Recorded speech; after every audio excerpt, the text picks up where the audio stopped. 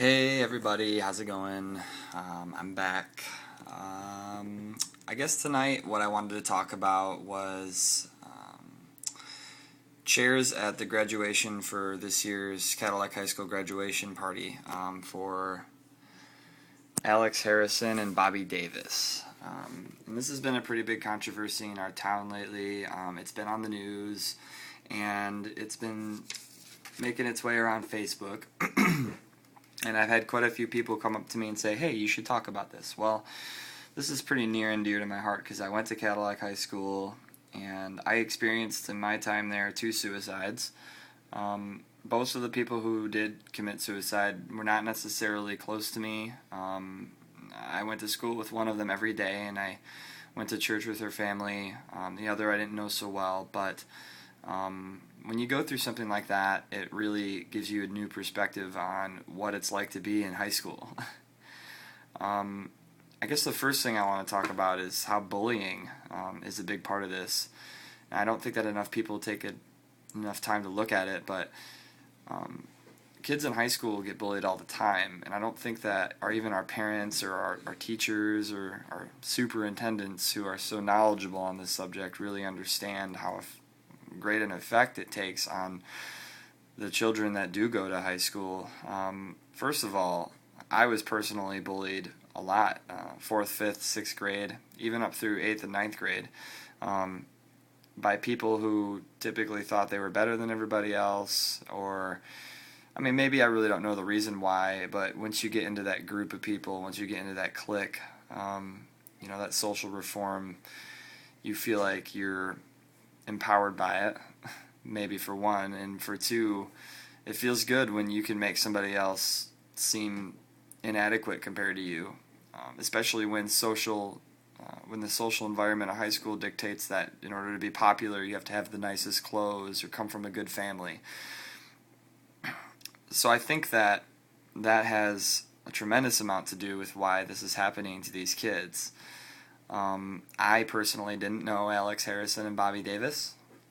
They're younger than me, were younger than me, and I'm not going to tell you that I had any kind of idea or have any idea about why they did what they did, but from the sounds of it, it's pretty clear that both of them were pushed into some sort of emotional state of mind that told them that they didn't deserve to be here for some reason.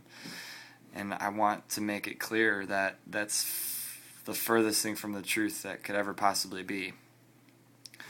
I was reading this statement made by Superintendent of Cadillac, Paul Liebenow, and one thing really stood out to me, which doesn't make any sense to me at all. Said, we will continue to seek the support and direction from professionals that have provided wise counsel to us in times of grief and loss. I personally continue to mourn the loss of each CAP student. The loss of any child by any means is a significant loss. There's 2 things that stand out in this statement. The first, and by the way, that's off of upnorthlive.com by Roxanne Worley. She was the one who made that, or posted that news article. First of all, this is a tragedy. It's not just a significant loss. It's a tragedy for the family. It's a tragedy for the friends of these 2 kids. And one of the polls that was taken, first of all, on this website, do the people think that we should have chairs at that graduation? Out of 393 votes when I tallied, 90% said yes and 10% said no. So only 39.3 people out of that group disagree with what is trying to be done here. So just keep that in mind, first of all. Secondly, I think what really needs to be highlighted here is the fact that we're hiring professionals who have no relations to the deceased whatsoever.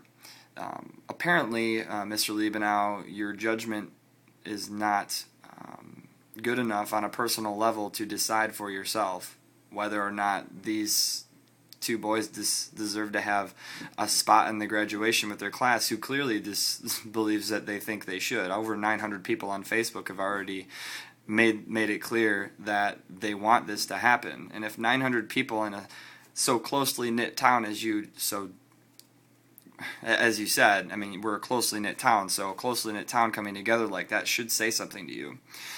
On the same note, a psychologist, I mean, I've met with psychologists before. I've had my own share of problems. I've been through different walks of life, and I can tell you this, that no matter how many comforting things a psychologist can say, they'll never be able to explain why these things happen. And I think that your judgment call on this is just out of the park. I think that you're wrong. And you know what? The parents out there can speak for themselves, and I don't see you going around door to door asking these people what they want. I just see you making a decision based on someone else's word, which to me is just avoiding the responsibility of this entire situation completely. If you want to make yourself look or seem like you really care about the public school system, then what you need to do is consider what is being said. And a fair compromise is not enough. Making yourself look good, and I'm not saying maybe necessarily that you're trying to make yourself look good, but this has to have something to do with your personal rapport, because I know you're afraid of making a decision. Those who walk the easy path in life never have anything to show for it. And if you make a tough decision here and you just allow it to happen, I'm pretty sure that the negative response is going to be a lot less than what you're predicting. I'd love to hear what those psychologists have to say about why this happens to kids in school and how are we supposed to prevent it. How many anti-bully programs does Cadillac High School have? How many things were done to prevent this from happening? And yeah, everybody, all the negative people who are going to, I can't even imagine what you have to say, but some of the things that I can imagine may be, well, bullying happens every day, we can't prevent it, these are things that are going to happen in high school, it's part of growing up. Well, part of growing up is also helping our young adults make decisions for themselves, and clearly these students who have already mourned and are still mourning the loss of two of their friends have already decided in their minds that it's important enough to have those chairs at this graduation that you don't need a damn psychologist to tell you what to do. If you want to make a difference in this situation, you'll listen to the people and not to some PhD psychologist who seems to have all the right answers. And for your guidance and counsel, you're in your position because you're supposed to be able to deal with these kinds of things. That's what you're paid to do. That's what the taxpayers pay you to do. And the taxpayers are asking you to make a decision for them. And Todd Brugema, I give him no credit for this decision. I don't think he can do anything about it, and I don't know Todd very well. He was my principal all through high school, and I think he's a good guy for the most part. But petition or not, there shouldn't be any question here as to what should be done. Like I said, psychology has maybe a little bit to do with the mindset of these students, but I don't think that you're making the right choice by taking away something so precious to them. What I really think you need to do is really ask them for yourself and stand up for the situation.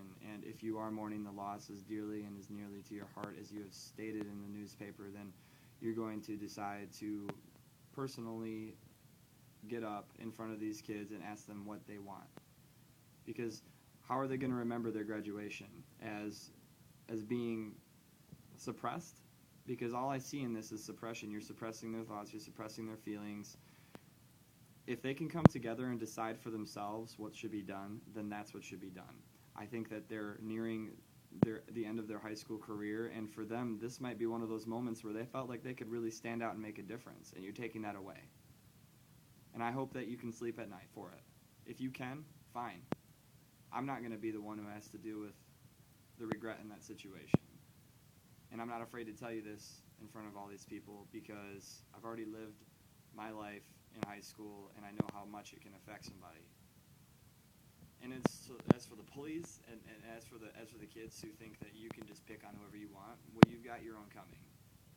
You do, because this is going to be the best 4 years of your life. After high school, you'll have nothing left to pick on.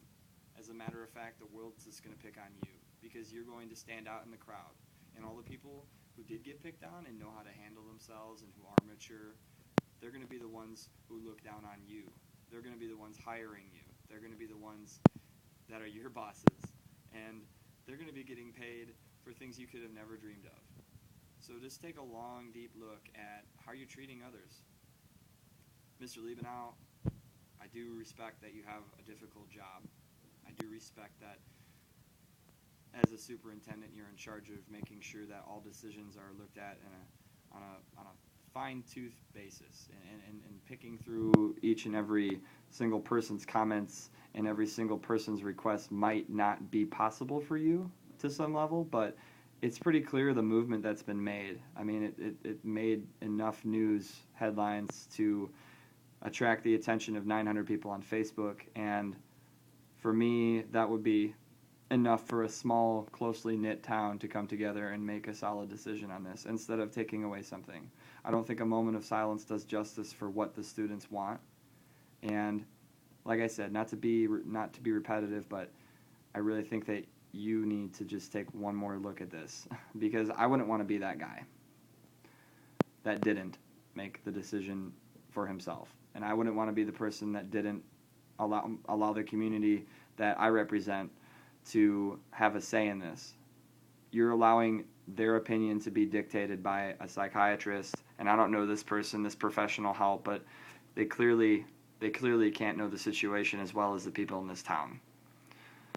So be a man about it, and please, for the sake of all of the people out there who respect life, who respect each other, and for the loss of these two kids who clearly had so much more ahead of them, give them the chance to be a part of the graduation that they're not going to get to be a part of, and at least allow the students to mourn and for the families to mourn in the way they want to and not the way you think is professionally correct. That's all I've got to say. So have a great night.